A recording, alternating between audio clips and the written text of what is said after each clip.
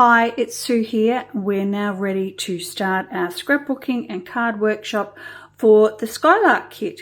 So hopefully you have printed out your instructions. There's a PDF on the on my webpage or on the Facebook group. So this is it. So let's get started. In the getting started notes, it says gather all materials needed. So first of all, we need the scrapbook, the paper pack and the coordinating cardstock. It says to give yourself ample room to create piles for the projects. As you cut, you will need 7 piles. So layout 1, layout 2, layout 3, plus card 1, 2, 3 and 4.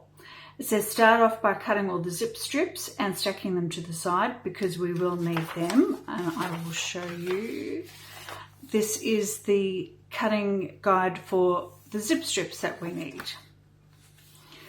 Cut all the papers according to the cutting guide, paying attention to any notes listed for each paper.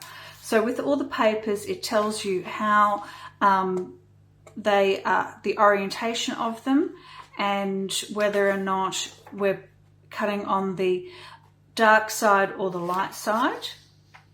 And so with here, it shows you the orientation. So when we go through each of the papers, I'll show exactly what orientation we need to do.